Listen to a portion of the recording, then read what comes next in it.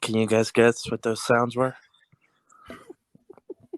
I mean, I think the first part was obviously the heavy metal, but the dinging, I'm not. It's the sound of metal. Oh boy.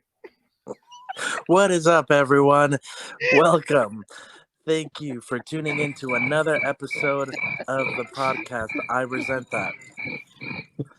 Another review, another I laughed. conversation, another symphony of amateur opinions, half digested perspectives, and if we are fortunate, full bellied laughter. My name is Juan, here with Marc Mm. and Kevin, Hello. and we like movies. On this episode, we are pressing play and skipping no tracks as we discuss the 2020 film Sound of Metal. Here is my synopsis of the movie. Sound of Metal is not a genre film or a popcorn flick studio blockbuster. It's a human Mm. story that centers on Ruben Stone, played by Riz Ahmed, who plays the drummer for a two-piece band a la the White Stripes. The lead singer and lead guitarist is his girlfriend Lou. When we meet them, the two are on the road, touring, playing small shows, promoting their latest album release. They travel in an amazing Airbus, which almost becomes a character in the story itself, as it plays such a big role in the lives of the two young lovers. This brief time that we get with them allows us to see the dynamic of their relationship and their chemistry, which gravitates around their shared experience, their shared pain, and their common interests, particularly a passion for music, but also around the personal and intimate conversations that they have while traveling across the country, living their quote unquote gypsy life, as Lou describes it later in the film. However, things turn sideways for Ruben in the blink of an eye as he suddenly loses nearly 80% of his hearing, making it impossible to play his next show, let alone hold a conversation. Without mentioning it to Lou, he makes an appointment with an audio specialist who lays out the reality of the situation. He needs to stay away from loud noises to preserve his remaining hearing and potentially uh, acquire surgical implants that are available, but they range from about $40,000 to $80,000 and are not covered by insurance. Worst of all, the hearing he has lost will never come back. Understandably, this sends Ruben into an emotional and psychological tailspin in which we also learn that he is a recovering addict, 4 years clean, in large part thanks to Lou, from his heroin addiction. Ruben's sponsor, Hector, who we never see or hear, finds him a place that he can go to which specializes in helping deaf people, whether they were born that way or not, children along with addicts. Here, they learn essential skills such as sign language, but also they are provided with a community and a way to live life with an understanding that deafness and hearing loss is not a handicap, but just a different way to live. It doesn't make you less than, and it certainly doesn't stop you from achieving a fulfilling life. The movie then follows Ruben's journey to see if he can accept his new life and find peace and stillness in this unwelcomed reality, or if his inner demons will resurface as he struggles to cope and accept this unfortunate pivot. As the tagline of the film summates, music was his world, then silence revealed a new one. Sound of Metal is directed by Darius Marder, who also co-wrote the film and whose most notable work to date is as a writer for the 2012 release, which starred Ryan Gosling and Bradley Cooper, The Place Beyond the Pines. He co-wrote this film with his brother Abraham Marder, and there's also a story writing credit to Derek Cianfrance, who also co-wrote and directed The Place Beyond the Pines. The film stars Riz Ahmed, Olivia Cooke, and Paul Rici. It was produced by Caviar, Flat 7 Productions, and Ward 4. It has a runtime of 2 hours and can be streamed on Amazon Prime right now. And you should go and do that immediately. This was my pick. It's been on my list for a while, and I can say better late than never. I saw the trailer for this way back when, and it really grabbed my attention. And it seemed like it would be a powerhouse performance from Ahmed. I was absolutely right on that assumption. This movie had a budget of just around 5.5 million, and ended up with a worldwide gross of just about 515,000. Although that is skewed because it's an original Amazon movie, so it's mainly been streamed. But needless to say, I love this movie. I loved so many things about this movie. It did so many things, not just well, but to perfection. I have so much to say, but I'll start off by saying that from the very first sequence, I was just gripped following this character, and throughout the film, found my eyes locked in and completely glued to the screen. As someone who has been to a lot of concerts and seen a lot of bands, Riz Ahmed, in every way, shape, or form, looks, sounds, and feels like a drummer in this film. Um, there was one thing that I thought could have been done better, which I'll mention later, but I'm so pleased with this pick. I feel that it was a beautiful human story. Kevin, your thoughts? All right. The Sound of Metal is a hauntingly beautiful movie about a person trying to cope with unexpected and life-altering bad news. It's how we slowly come to a place of understanding, and also a deeply personal look at the nature of addiction to not just drugs or common vices, but also addiction to a person. The codependency that we build up around to mask certain aspects of our lives. In some ways, The Sound of Metal reminds me a lot of Sling Blade, a movie that allows us to look into this window that shows us just a small but important time in the protagonist's life. We know that they lived a life before we peeked in, and we even know, though we're not privy to it, that they live a life after that window closes and our access is cut off. At the end, we're just left seeing Ruben sitting there as we are, in the peace of the stillness. And I absolutely love this movie. And what about you, Mark? Oh, well, I guess I'm going to be the jackass. Here it comes. The guy that only likes blockbuster popcorn films. This movie should have been called The Sound of Silence, because there was just so much silence going on, and I get it what they were trying to do, but just the immersion, like I was drowning and I had to check if I was actually deaf or if the movie was just not playing anything for me. I think that they too hard, and while we had to grow with him, but holy smokes, like I feel like I should have got paid to be a part of this movie. I was working hard as Riz was, trying to figure out if I'm deaf or not. Um, this took multiple attempts at watching because I kept falling asleep. Anything. And acting aside, it's just I felt like everything was just drawn out, and for me to sit in silence and hear birds chirping, like insects cricketing or whatever the subtitles were, like I can't count the times I've seen that. I saw that. Birds or insects, birds, insects, birds, insects, birds, insects, birds, insects, and it just the immersion was too real. And if they would have just toned it back a little bit and let me be the fourth wall, like that person that's just watching this happen, instead of saying, "Hey, buddy, come on, you're deaf too," I think I would have enjoyed this a little bit more. Okay, a very, very different turn there, right off the bat. Yeah, sorry, you guys are gushing, and I was like, "Oh my god, here I go." Well, I had a feeling that it was either gonna be all of us, loving this movie, or I also thought that it could potentially go the way of the Matt Damon film that we reviewed early Stillwater. on, Stillwater. That's Yeah.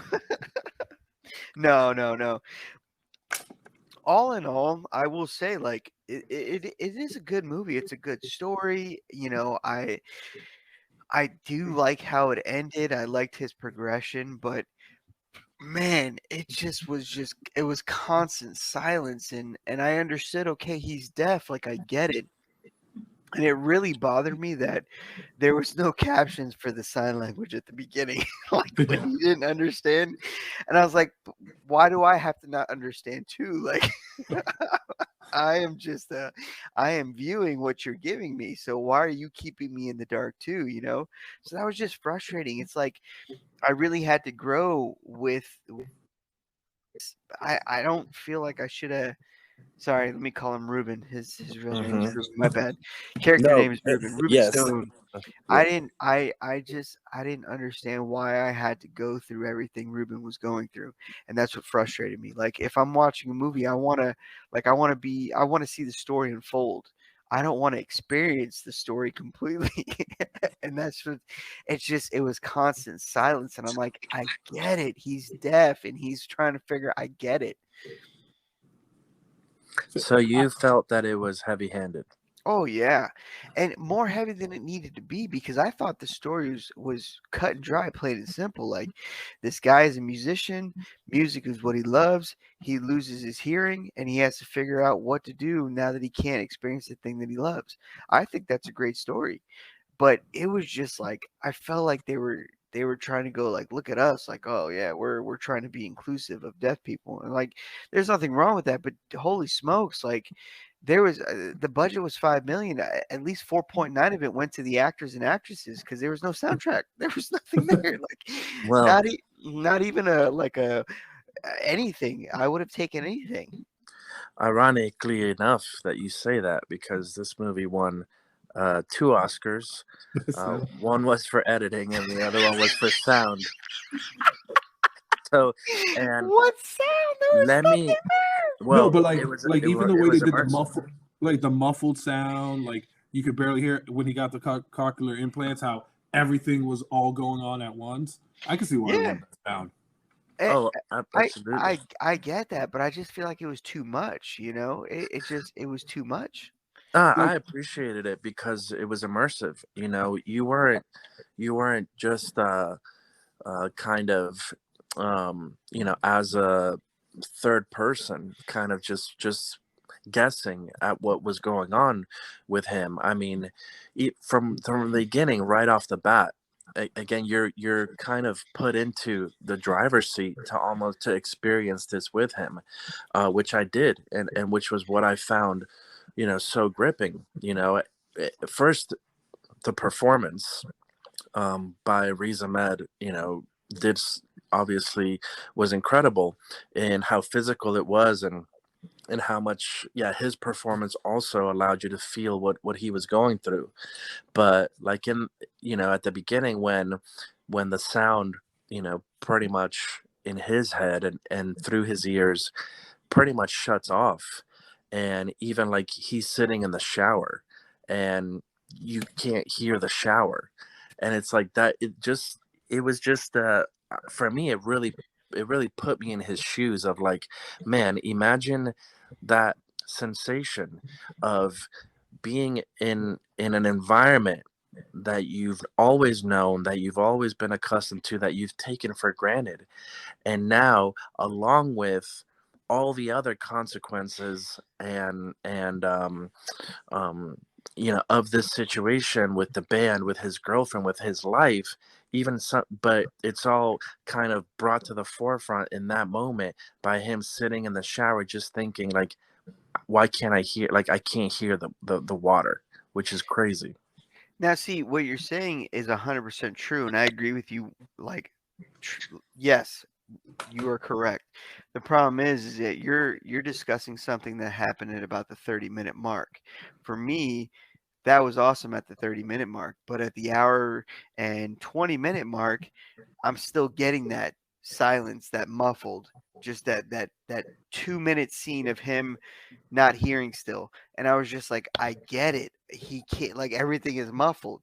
So that's what I had the problem with, is that while that was impressive and I was like, oh wow, this is what he's dealing with early in the movie, by the time we get to the second half, I shouldn't have to still experience that. I shouldn't still have to see him sitting around people talking and there's nothing going on, or he's outside and he can't hear anything. Like, I don't need to keep seeing that. Like, I get it. It was nice when you first gave it to me in the first half, but we're in the second half. Like, the story has progressed. We understand he is deaf. We understand that he's lost his hearing and this is what he's dealing with. We get that, but I'm still getting it. And I just didn't understand why I had to keep hearing that. Kevin had something to say. Yeah, no, I would say like I was frustrated when they weren't translating the sign language in the beginning. Yes. but like yes. I liked it because like I was feeling his frustration. I'm like, why can't we know? And then slowly, as he started learning sign language, they started subtitling some of it and then all of it at the end. Right. You know what I mean? And that's why I'm like, I didn't mind it so much as the movie progressed, because I'm like, oh, all right, because I was frustrated, but I was thinking to myself, I'm like, I can only imagine what this man's going through. Like, he can't hear anything, and all those people at that first dinner around the table, they're all laughing and talking to each other, and none of us know what's going on. I'm like, what are they even talking about? Right, and that's annoying because I mean that I understand the first interaction when he's in a circle with them and they're all like, conversing and he's just like, I don't know what's going on. I was cool with that. But for them to progress that, like, okay, he's still in this confusion. It was just like, yo, I get it. He doesn't know sign language, so he doesn't know what's going on. So why am I being stripped of, like, why am I being punished for not knowing what's going on, because I'm just the viewer. Like, I'm not a part of this story. So like I understand that he doesn't know sign language, but like, help me out. But I think that's what made me appreciate when they started translating it, because I started feeling his, like, like, hey, now we're starting to get this. Okay, now it's a little bit better. So I feel like the frustrating part helped pay off when they did start translating it or subtitling it, because now I started feeling not validation or whatever, but I started feeling like a relief that, like, okay, now we can understand. You were included. Yeah, like, I'm like, okay, now, and if I feel that, then what's he feeling as a person who's now can communicate and understand what these people are saying, because he can't hear anything. Yeah, I felt that though, so I didn't need it multiple times. I don't know. Well, I think, I mean, I hear what you're sharing, and like where I think your frustration is coming from, and I think part of it is, I don't think, while this movie was entertaining in the sort of relationship to the audience, I don't think its main goal was to entertain. I think it was, in a way, just sharing this time in this character's life and allowing you to kind of be a fly on the wall, but then even more than that, because you're actually experiencing some of these things along with him. In a way, it's kind of like a very voyeuristic film, which maybe that just kind of tickles something to me about me, because I'm a little bit voyeuristic. Like, I like people watching, I like observing.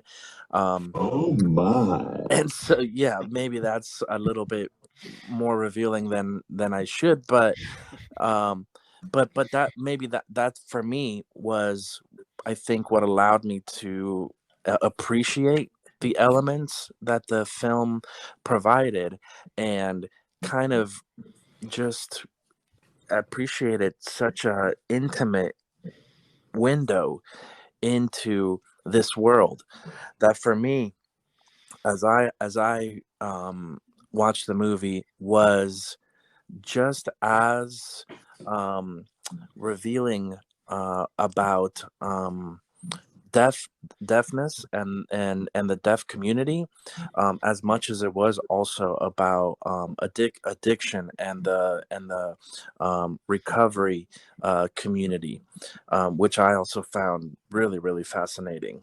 But I will add that, I don't know, I was gonna plug this anyway, but this is a good time to do it, and maybe, but Did you get paid for this?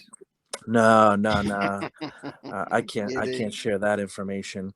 But there is a video on YouTube by Cinefix, and I want to shout them out because after watching it, I gained an even greater appreciation for what this movie accomplished with sound and why it received an Oscar for it.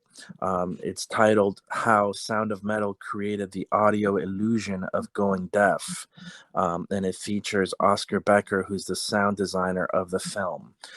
So I watched that. It's like, I think like an 11-minute video, kind of like a behind the scenes, just focusing on how much went into the sound. I mean, conversations that the director started having with the sound engineer and other individuals involved even a year before they started shooting. So that was really cool.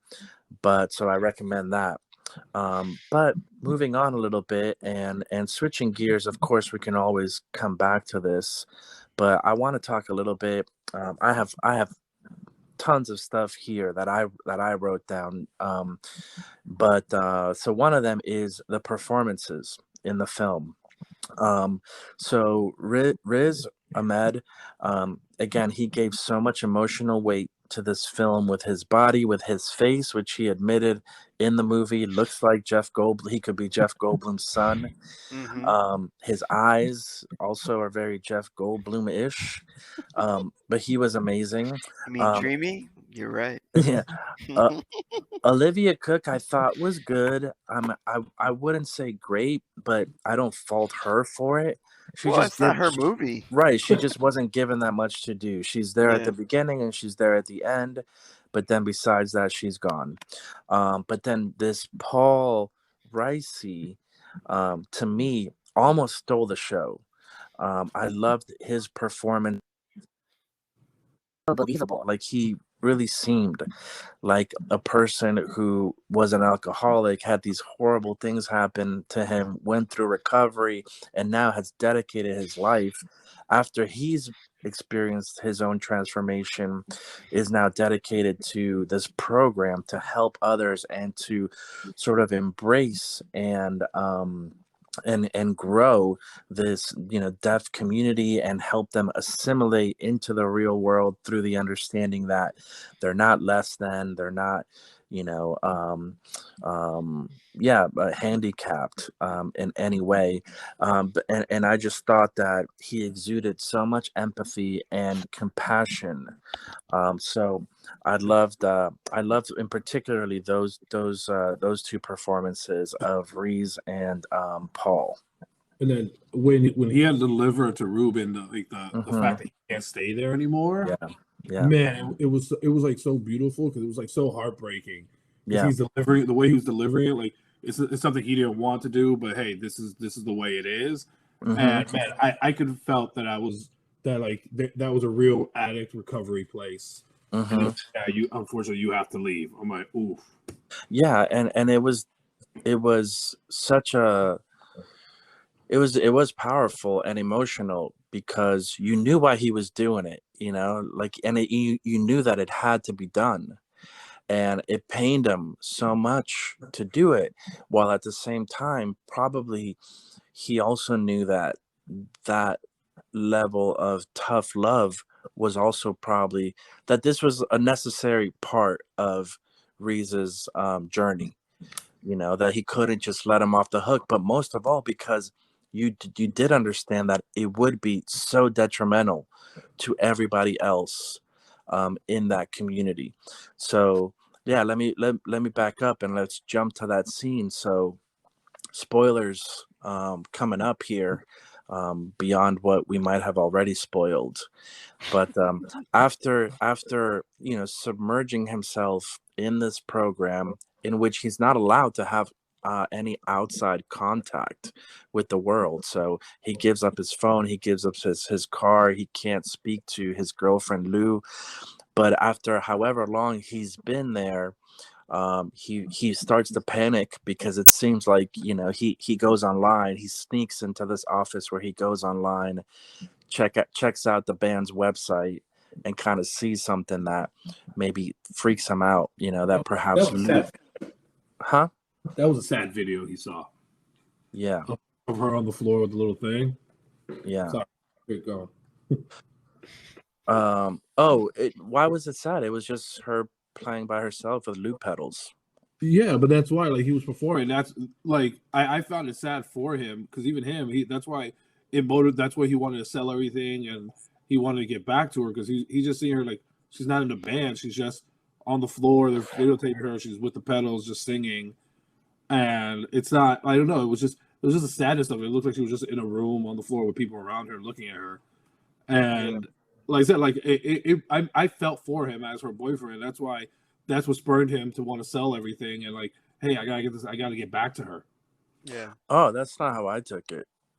Because I don't know. I guess I've seen a lot of musicians by themselves, looping and using pedals and being like a one-man band. So for me, it's more creative and innovative than lonely. I took it as she's moving on without him. She's figuring things out without him. She's like, I don't really need a drummer. I got this pedal to do my drumming. And so he kind of viewed himself removed from the picture. And I think it also, you mentioned this in your opening, but it also spoke to this codependency that they each shared at one point. He's like, whoa, she doesn't need me anymore. I better get back there. Yeah, no, that's how I took it too, because there was no audio included, which I thought was a big thing for me because it literally said no audio when he played the video. Um, so I took that as, oh man, he feels like he's got FOMO, like he's missing out. So, and I think that's why there's a big reason why they cut out outside communication when you're in these recovery places, so you can make decisions that are helpful for you and not for others. Because I feel like that's when he decided to go do that surgery once he saw that she was quote unquote struggling. But I mean, she could have just been doing her own thing and thriving, or struggling. I don't know. But he saw that and was like, oh, I need to get back there because she needs me. Who knows if she needed him or not? But I thought that was a big cue that there was no audio. Yeah. But regardless, so he sees that, like Kevin said, whatever possessions he does have, and he's very, very attached to the bus that they tour in, which again was an awesome bus. That ain't a bus, bro. That's his house. Yeah, right. But he ends up selling that, sells drums, musical equipment, everything to raise the money to get his cochlear implants. So he does that, and that's what we were talking about, right? That's the scene. Mm-hmm. In order to get back to her. I kind of don't remember how we ended up there, well, but you brought it up. You like that scene. That's So why why he's sitting down with Joe, because once he got that surgery, again, what they teach in the program is that deafness is not a handicap, right? It's not a problem to be fixed. And he just went ahead and tried to fix his deafness. So he couldn't allow, that would then those kids would be like, oh, I'm just gonna try to raise the money, or be depressed that they will never have the money, they'll never have the possessions to sell it to. So that led to that confrontation. And he asked Joe if he could stay a little bit. He asked him for money so he could buy his Airbus back, and then he asked him to stay. Why did he ask him to stay? It was like 4 weeks. I can't remember. To the activation, because he was totally deaf. Oh yeah. Because he had to go back to get them activated. Yeah. But Joe ended up having to kick him out. So that was that scene. While we're on that topic, again, for me, the sort of this was, not AA. I guess he would have been an NA, which is Narcotics Anonymous, but the whole sort of recovery process is something that I've always, or for a while now, just have been really, really fascinated by.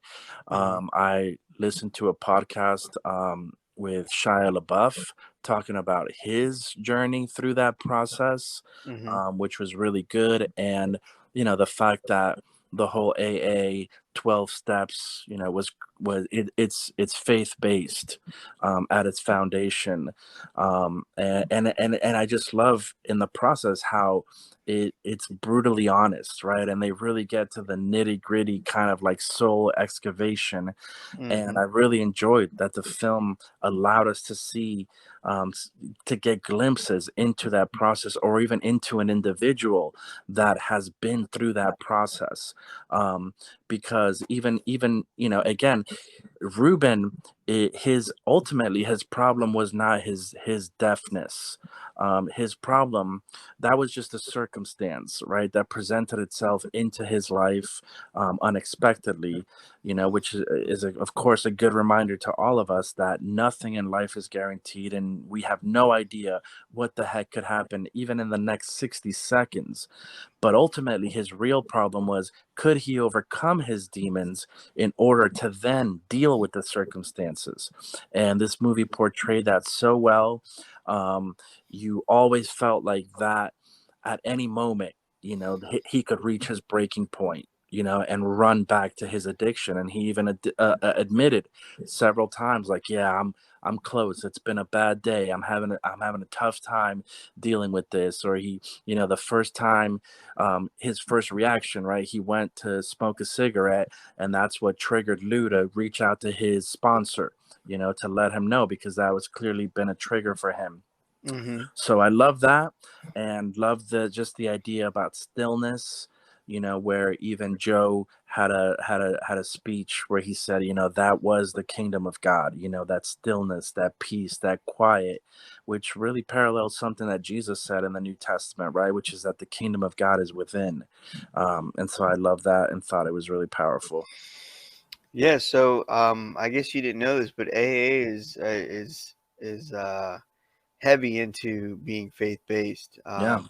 And I've learned this because my dad is in AA, and he's recently admitted that he's stuck on step 5. And for those that don't know, there's 12 steps. Once you complete 12 steps, you can say that you're free of this addiction. And step 5 is admitting to God, to yourself, and to others the exact nature of your wrongs. So, like, he's told me that he's stuck on step 5. So there's people that he still hasn't been able to come to, um, and admit his wrongs to. And I don't know who that is. It could be me, because I dealt with that when he was, well, when I was younger. My dad was, he gave me my first sip of alcohol at 7, because he was drinking while he was watching us. So, like, yeah, no, the steps are all very heavily faith based. So when he said that, for me, it wasn't surprising because I already knew about that. But I'm glad that you had like an epiphany on that, because yeah, it is a pretty strong it's a pretty strong like system. Yeah. And if it's followed, like, there's been proof that it works. Oh, So yeah, it was when they were talking about stuff like that, I was like, yeah, I felt that. Yeah, I actually just finished watching The Sopranos, the series, I and gotta get in that. that was a big element of that show too, with one of the characters. So it's fascinating because of how, yeah, like you said, how truly effective it is, Yeah. right? It's difficult, but the people and what I think too, that is like fascinating about it is, they always say, like, at the beginning of their meetings, right, each one of them says, hey, I'm Chris, I'm an alcoholic. Hey, Yeah. I'm Joe, I'm an addict. Yeah, And because it's you're all, always those things. that's the thing about it. Like, that's what's so, like, mind boggling. And it's true, but it's like how an addiction like that, whether it's sex or alcohol or drugs, Anything. like Yeah. once you're exposed to it, it's like getting a tattoo. Like, it's just always there, like, and you have to come to terms with that, or else you'll be in denial, right? And you won't persevere. But it's like, it's just crazy how ultimate it is, and how defining, that. And So yeah, it's really fascinating, and even to an extent, a part of that I also thought was really interesting because I was I wouldn't say judging, but I saw Ruben as a stereotype. Maybe because again, I've been to a lot of concerts. Music has been a big passion of mine. So I was like, all right, this guy looks like he hasn't bathed in a month, right? He looks Typical heavy metal guy. right. He looks dirty. He looks grungy. He looks messy. He looks like he smells, right? But in actuality, he wasn't like that. I mean, he had tattoos and he kind of looked the part, but like he was super disciplined, right? And part of that I think we learn is because he was raised by a military mother, Mm-hmm. but I think it was also like part of his recovery. Like those are the things that kept him balanced and focused. So he would like wake up early. He'd be exercising. He'd be like eating healthy, having a focused goal, and even kind of caring for Lou, was a part of his routine. Yeah. But they were these things that, again, maybe it was his military background, military family background, or these are just the things that he's been able to implement, that he's discovered are effective in warding off his demons. So again, it was like, I don't know if everyone would pick up on that, but for me, I was like, oh, that's first really cool. Again, don't judge a book by its cover, but was like this subtle sort of way, again, of kind of revealing like, hey, this is what recovery, addiction, all of this looks like for an individual, at least for this individual being 4 years clean, but yet still, yeah, in the middle of it. I thought it was funny that we see them playing. Can we say that the music that they came up with, Black Gammon, was just trash, bro? Like Yeah. that was all. Like I don't know what they were doing. That's a concert I would have walked out of. I'm like, what the hell is going on? But no, I thought it was hilarious that we watched this like concert that Black Gammon has, and then the next scene is him blending up. So like, yo, I thought I saw shrimp in there. Like he had some weird concoction of things. Grass. And he blends it up into this green juice, and I'm like, oh, so he's like a health nut. Here he is working out. He's got a nice breakfast. He's got a power shake to go with it. I would have never guessed. So I did think that was pretty funny. But yo, I can't. I was stuck on the fact that whatever Black Gammon, whatever music they were coming up with was just hot garbage. Yeah. I think there is we can say thank you for the deafness and for that part. Yeah, I mean, I'm glad that they only gave us that one scene of it. Really, Purify. yeah, it was a lot. It was a lot to stomach. And I mean, yeah, there's an audience for it, but it ain't me. Yeah, no, there's an audience for everything.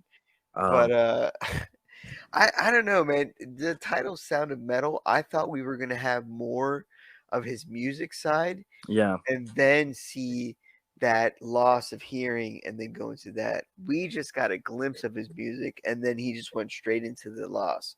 yeah, So I think I kind of set myself up mhm, with that title yeah, because I mean I love music, man. I think that what musicians can do is just absolutely like brilliant. And so I just, I was excited to see him losing this passion that he had. And I didn't really get too much of a glimpse of that. But that's me. Like I set myself up for that. But on another note, did anyone else think that him and Diane were going to hook up? I really feel like that was going to Oh, happen. okay, absolutely, absolutely.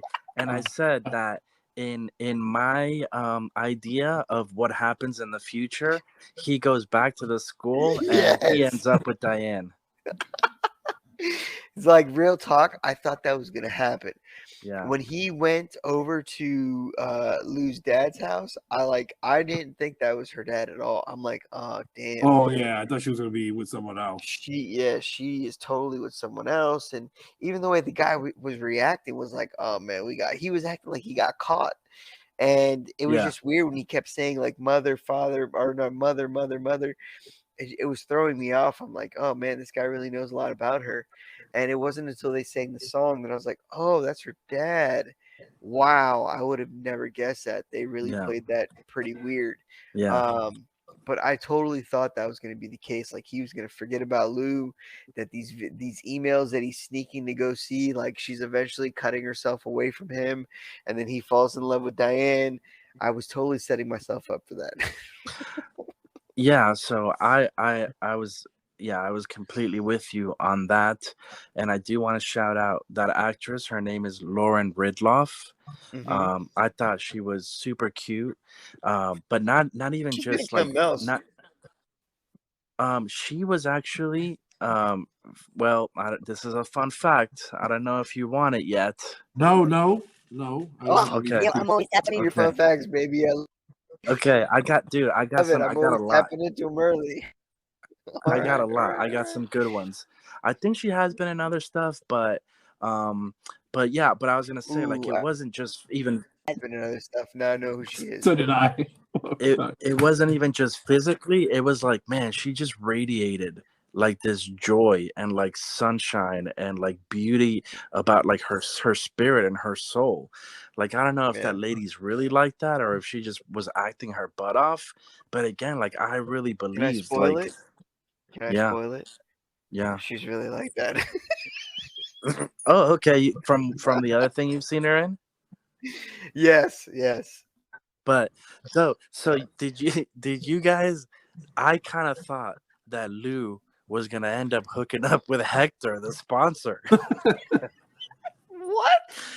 Well, she had like 2 conversations with him, and I just thought, Because all right, Lou, if the movie's really gonna take like a not Lou, dark but turn, Hector. Yeah. I thought she was gonna. I thought she was just gonna hook up with a new drummer, and that was gonna be a bigger slap in the Ruben's face. yeah, I thought that. I thought at the end it's gonna be like, so after you were there, I kind of reached back out to Hector, and we kind of started talking, and now we're getting married or something. Like, But I think what Hector. brought me away from that was when Joe asked Ruben how long he's been sober. It's 4 years, and how long he's been with Lou, because she was an addict too, and they're both recovering. Is like, oh, we've been together for 4 years. So then that what brought me back is that he just replaced one addiction with another, which was her. oh yeah, no doubt, no doubt. Which again was fat. Because, and I mean, it then brings in the whole element of even just having an addictive personality, which I can relate to. But you guys did mention Lou's dad, who I want to shout out to. He's Matthew Amalric. I'm definitely not pronouncing that right, but Mateo? he is one of my favorite French actors. Unfortunately, he played the bad guy in like the worst Daniel Craig Bond movie, but he's also in an amazing movie called The Diving Bell and the Butterfly. So definitely check that out. That's the only Daniel Craig one I saw in theaters, by the way. Oh, that's unfortunate. Really? That's why I never went back to see them. I was like, all right. I feel like that guy always plays a bad guy, no? I think he's gotten a lot of those roles. Yeah, a lot of bad roles, like bad guy roles. Yeah, he plays a good bad guy. French guy. Yeah. He plays a good, but Nothing wrong with that. he just in everything that I've always seen him in, he's always like really cool. I will say in Quantum of Solace, he was pretty unhinged. I liked him. Yeah.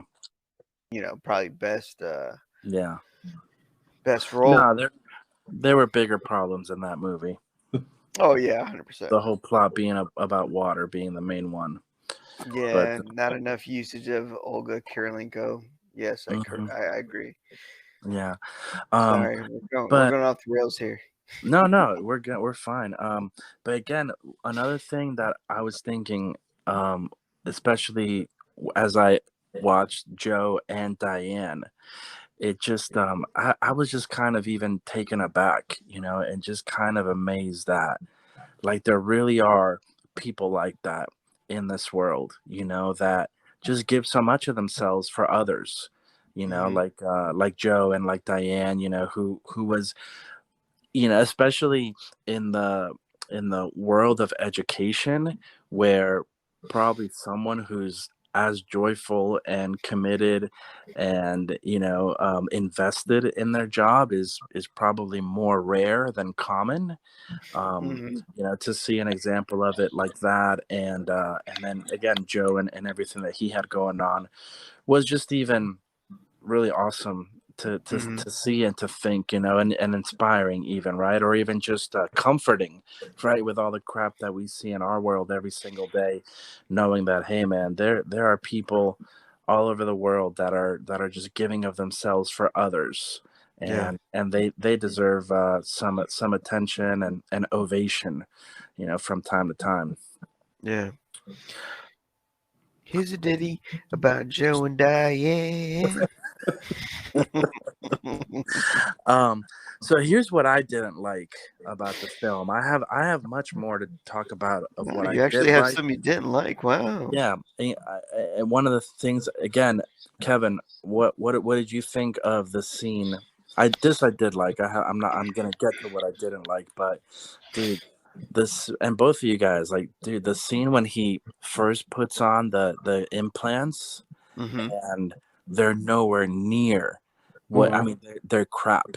They're Mm-hmm. nowhere near what he expected, and just like so much emotionally going. Like, I mean, disappointment is the easy word to grab, but he's just like heartbroken. Like, it was just devastation. Man, that scene was powerful. I think the audiologist said it best. That like, well, no, like you're not going to hear the way your ears aren't fixed. This is tricking your mind into doing it. That's why I liked it because, like I said, like it's just like, oh, it's not going to be just a normal audio sound. Mm-hmm. And but he killed it with the way he was just like, no, it's bad. Like it's Yeah, staticky or whatever. There's something wrong with it. And she had to tell him like, no, you're gonna have to get used to it. Spend a couple, and that's why spend a couple of weeks. You're gonna have to. Basically you're training your brain how to listen again, and you're not a little kid anymore. You're a grown up with yeah, your concept of what it should sound like. I actually laughed at that scene because I've been a firm believer in doctors being absolute BS artists. So I was like, oh man, this person's like, oh, this is going to totally work for you. It's going to fix you forever. And he's like, oh, wait, no, this is bad. Oh, yeah, no, that's how it sounds. Sorry. yeah. That, that's how it sounds. It's like, I know. what? What? Like, it doesn't, it's just, that's, I yeah, will say that's, I'm surprised they didn't prep him for, hey, it's not going to sound the way you think it's going to sound. yeah, Right. like she spit that off right the top of her dome like that's normal. And it's like, well, why wouldn't you tell him that before the procedure? 80 So brands earlier. I Yeah. just think it's like, you know what? This is 50-50. So if it's good, we'll go, hey, thumbs up. And if it's bad, we'll go, hey, sorry, that's just the way it is. Dude, Now, no and, why and insurance doesn't cover it. when he first puts them on and he's like, it's bad, and she's like, oh, okay, let me try another setting, and I was like, okay, Worse. and then he's like, it's worse, and then she's like, Well, okay, and I'm buddy, like, oh buddy, I boy. got two settings, so if they're both bad, this is just how life is. You gotta Yeah, get used to it. dude, I saw it coming. I was like, oh no, oh no, she's not gonna have that many options back there. I don't have 10 buttons to pick, buddy. It's one And or two. did you guys catch the well, this was at the beginning when he first went to get his ears tested, but the turning it up to 11 was an Easter egg for whatchamacallit, I think uh was it This is Spinal Spinal Tap. Tap. This is This is Spinal Tap. yeah, whoever said that, they're like, even if you turn it up to 11, I was like, oh jeez. Mm-hmm. So okay, so what I didn't like, and why I will have to knock it just a few points. I didn't like the breakup. Um, it was fine, and I get it, but um, and the more I did think about it, I disliked it less, but I still did dislike it because I feel like we were shortchanged because the whole movie is building up to this moment. Yeah. Like, it's coming, and I just feel like we needed to know more. We needed to spend a little more time there. There should have been a conversation, or like I get it that relationship just ending and they're moving on and they're at peace or whatever, but it just felt like unfulfilling for me, the way that it kind of the relationship ended, and I would have liked to have known a little bit more, or seen like a more happening with that. Yeah. Well, like, I mean, it was clunky, but I totally felt that was how it was going once we realized that Richard was her dad and not her secret French lover. but what I thought, the first thing I noticed about Lou, like when she woke up in the Airbus in the beginning, was all those scratches on her arm. You Yeah. know, Mhm. waking her up, and then like when he sees her again, he's like, "Oh, you're doing good." He's like, "Oh, you're not scratching anymore." And that's why, like, he in his whole time he's been just trying to get back to her. And at that Mhm. scene when he decides to like end it, like they're talking and she cuts it off, she's drinking water and they're talking and she starts scratching her arm again.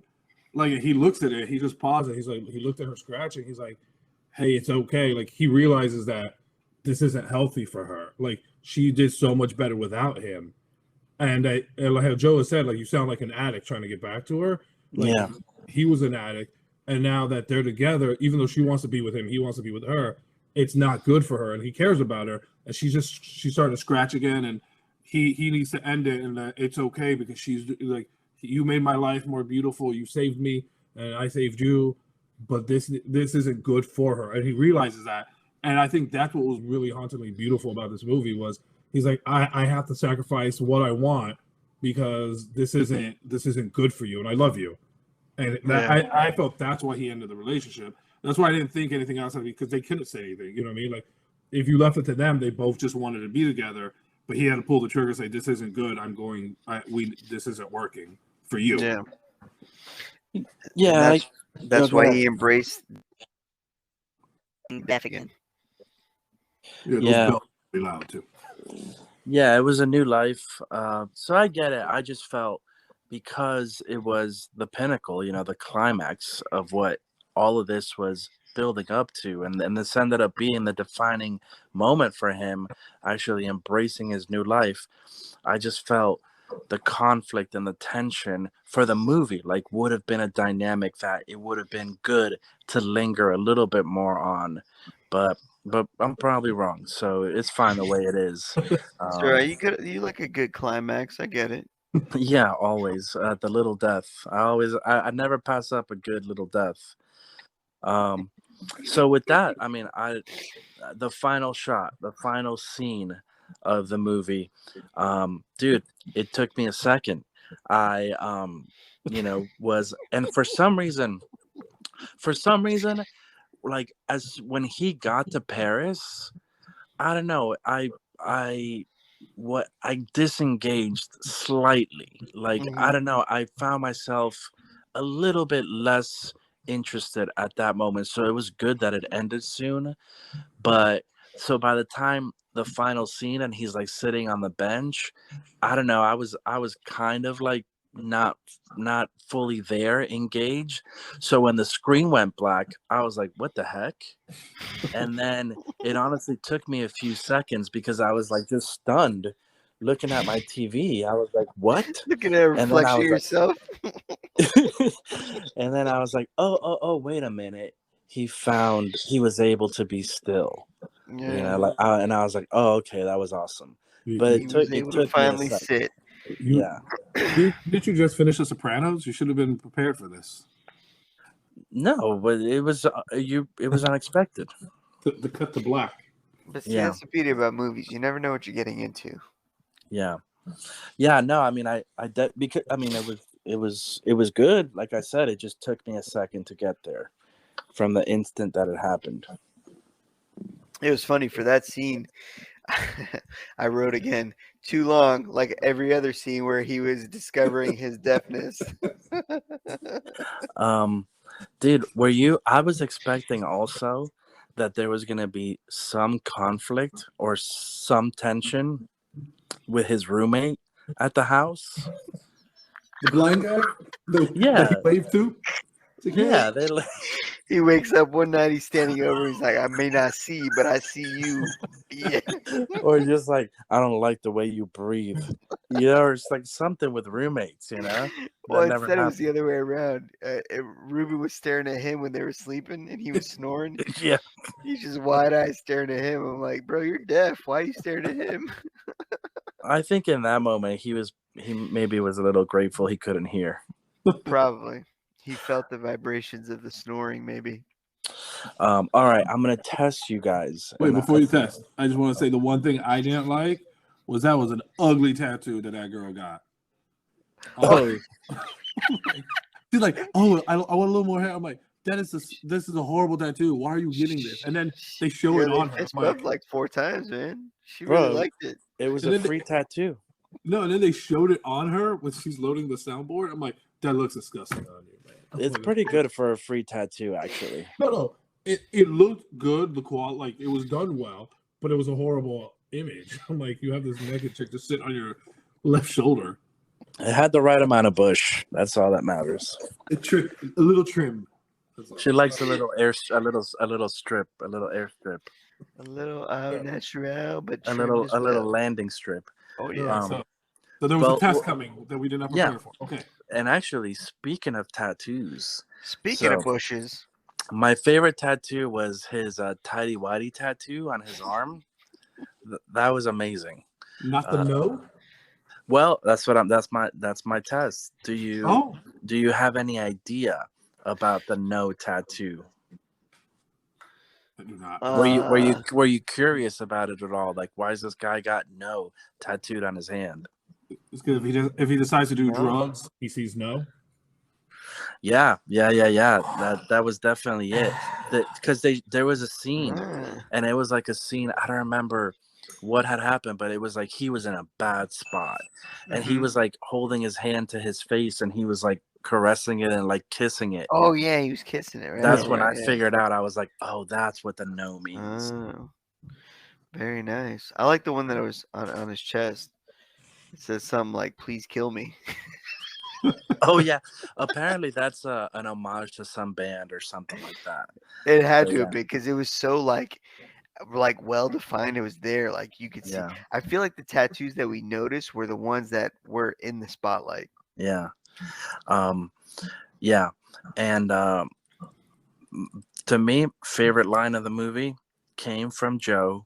It's very profound. It's serenity is no longer wishing you had a different past. All right. That really hit you, huh? Powerful. Yeah. Yeah. Maybe pause the movie and get up and walk around. All right. And with that, outside of just saying that, Riz Ahmed's character, at least from a physical standpoint, really reminds me of Ryan Gosling's character from Place Beyond the Pines. So that's an interesting sort of connection. Not as twisted. Since these are all interweaved. No, not as twisted. But that's why I said physically. Oh, physically. Yeah, okay. Yeah, I got you. And those are my notes that I have from the movie. We've hit on everything. So what about fun facts? I'll turn it over to you guys if you have any other remarks, but then I'm ready for my fun facts. Okay. No, I'm ready to get right into them, so I'm good. Well, I don't want to hold up fun facts. Oh, this guy. Okay. Wait, are we going on the fun facts right now? Yeah. These are fun facts with Juan. Hey, this is a new segment. I love it. Fun facts with Juan. Presented by Mamitas. No, just kidding. Big or small, we like you all. All right. Hopefully you guys will enjoy some of these. I got quite a bunch here. My guy, you're batting 1,000, bro. I've loved them all. Okay. So I'll start off by saying that this movie was pretty much nominated for every award there is. I don't think it was nominated for Best Picture for an Oscar, but it did win 2 Oscars and a few others. So pretty successful Oscar or whatever awarded film. I gotta feel like that's a troll pick, bro. Like they were trolling when they picked this movie for best soundtrack.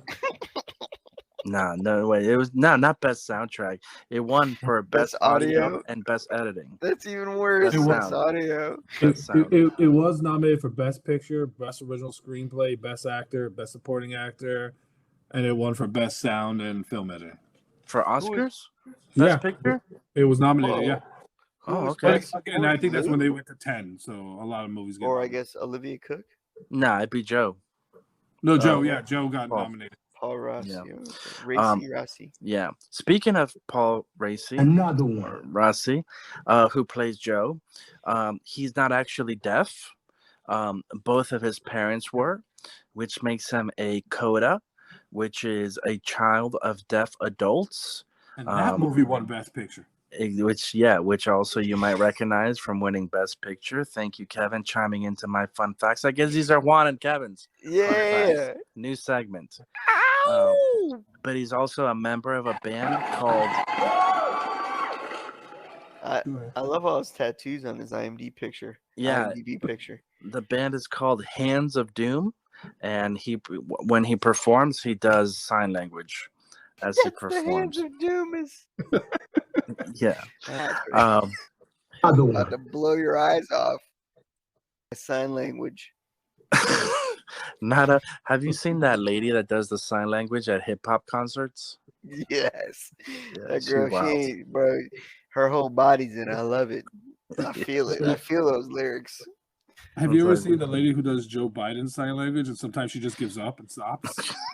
It's really funny. She's going. He says something. She puts her hands down. No, I missed that one. What's sign for shaking hands with a ghost? That's why she gives up. All right, Riz Ahmed not only learned sign language for the film, he also spent 6 months learning drums. Yeah, you had to, bro. Yeah, The way he was drumming, you could tell he yeah. There was no way. The film was shot in chronological order. Okay. That's unheard of. Yeah. Especially in the movie, and wow, Another impressive. one. That's how I film movies. Yeah, on my phone. Lauren Ridloff, who played Diane, was a beauty pageant winner. She won Miss Deaf America. She really is deaf? Oh. Well, you know my fun fact about her? What? She was in Eternals. She was the deaf character. Another one. Oh, okay. All right. That's why I was like, oh, that makes sense. Yeah, she is. We don't get a snarky fun facts with Marc also? Okay, I get you. Well, because mine are actually fun. No, it's fine. It's fine. It's fine. Marc. Yeah.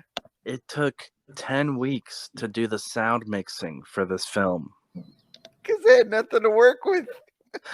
You should watch. You're gonna have to watch that Cinefix. I am. I really am. You're gonna have to send it to me. They used a bunch of different microphones. They layered things. It's wild. It's very worthy of its Oscar for sound engineering. I'm gonna have to, because I liken it to just putting my fingers in my ears. The character of Lou, or for you, the movie could have been played underwater. Yeah, like when you put your ears right underneath the pool water, you're floating. Like, hey. I forgot, Marc. I was expecting you to get on a soapbox about how deaf people could not get cochlear implants offered by insurers. I totally thought you were gonna rant and get on a soapbox about No, the I elitism actually, there.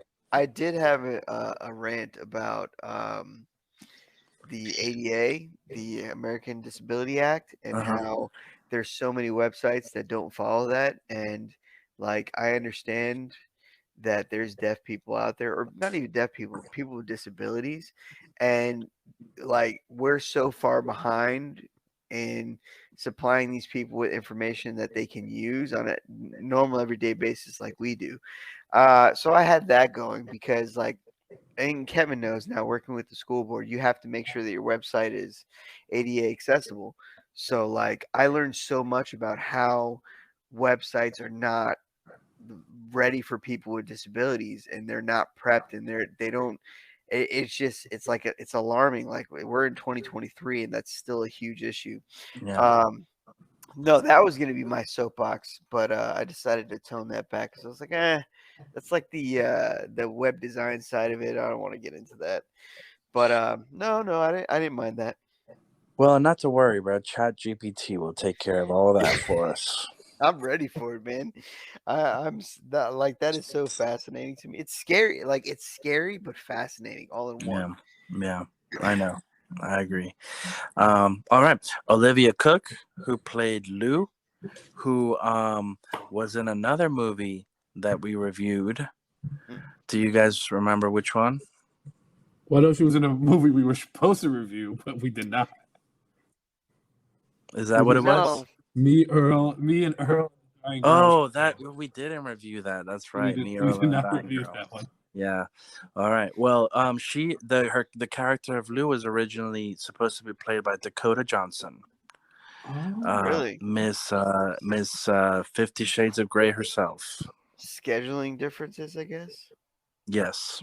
Mm. Well, I'm glad you didn't get on that soapbox, Mark, because cochlear implants are actually covered by most insurers. Oh, yeah, see, I knew I was dodging a bullet. That was a fib told by the movie creators. They wanted you to be even more immersed in the Mm. hey, deaf is people. well, Yeah. it would have killed the plot point if he could have just used his insurance. It's like, hey, I just got Yeah. Bucks, yeah, let's do it. Then he'd be okay with them being crappy. That's pretty good. Also, I did not think that surgery was going to be that invasive. Yeah, man, scraping and those scars. Yeah, it's pretty cool. And then That the was fact that you have to be he had to go completely deaf for a few weeks and then come back to actually get him activated. that Then was he came back to a bad auto tune. yeah, that was bad. And last but not least of the fun facts, Another one. you guys may not have known, but Riz Ahmed is also a rapper named Riz MC. That I did not know. Yep, he actually had a track on the like hip hop reimagining of the Hamilton soundtrack. Really? Yeah, he had a verse like on one of the songs. Yeah, he's got a bunch of songs up on YouTube and stuff. I didn't listen to them, but they're probably good. Are any of them accessible to deaf people? They are now. Let's hope so. Yeah. Let's hope so. All right, I like those. Those are pretty and good. I like that. those were fun facts with Juan. He was also in Venom, too. By the way, with a Who? great performance. Oh, Riz was in Riz? Venom. Yeah, he's the bad guy in Venom. Right. Yeah, I remember that. Yeah, that one's not as fun. No. Sorry, Kevin. All right. Well, now that we're done discussing the film, we can move into our ratings portion. Again, our little Jerry's ratings are from Little Jerry's. 1 to 5. So for me, again, I love this movie. Almost everything that it did, I felt like it did exceptionally well. From the sound to, again, the depth of the characters, the story, and the performances. Riz Ahmed was the man for the job. He just knocked it out of the ballpark. The director, this was actually his directorial debut, which is extremely impressive. I think he did like a short film or something, but this is his Doesn't count. feature film debut. Was incredible job. So I highly recommend it. If you're like me and you are procrastinating on this movie, go to Amazon Prime, check it out. I think that you will enjoy it. Again, just that one little setback for me But so it's gonna be 4.5 little Jerry's. This guy, we got the first decimal point of the season. 4.5. Love to hear it. No, we had one before. I had one Ooh. before. I'm the only one so far. For the second season? Yeah. Yeah. All right. But yeah, 4.5, 4.5. All right. Good rating. Who wants to go next? I'll go next.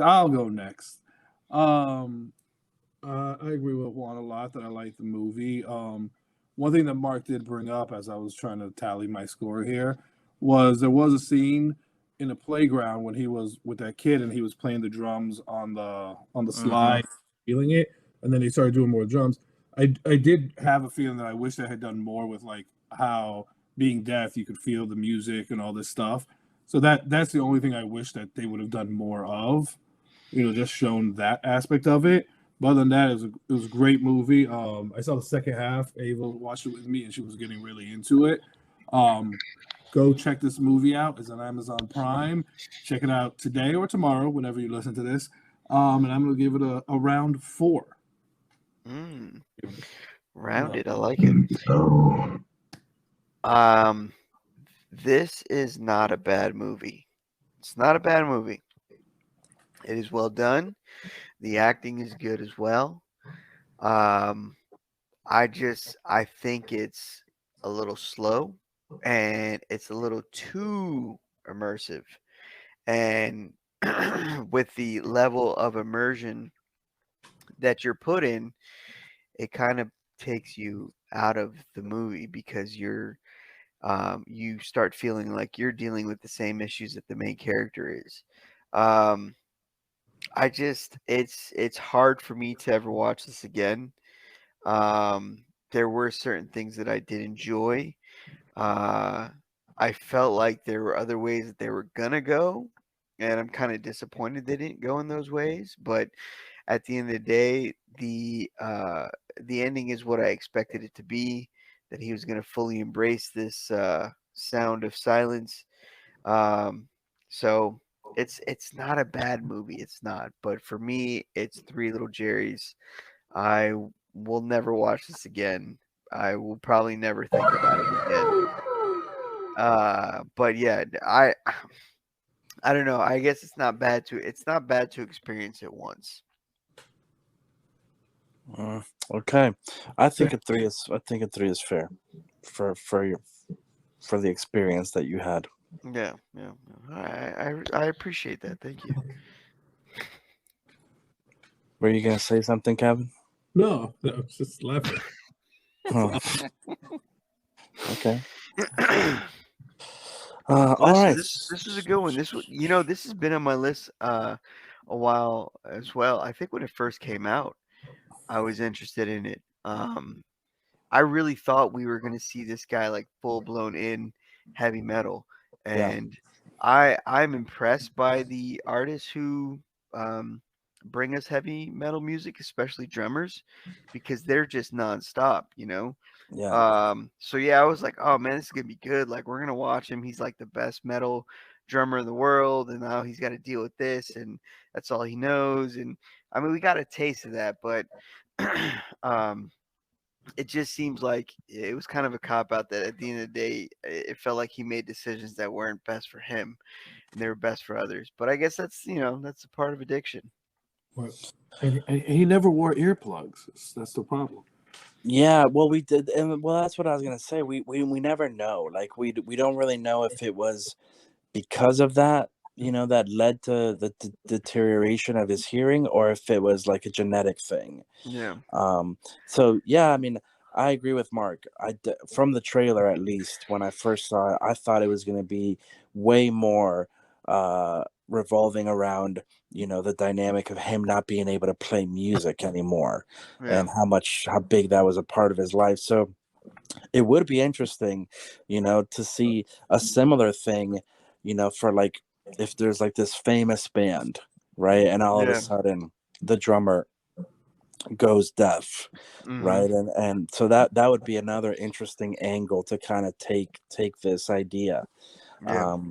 but this was what we got, and it, yeah, again, it was more heavy on the deaf community and what that looks like, but Yeah. but also addiction, with music just kind of being somewhat in the background.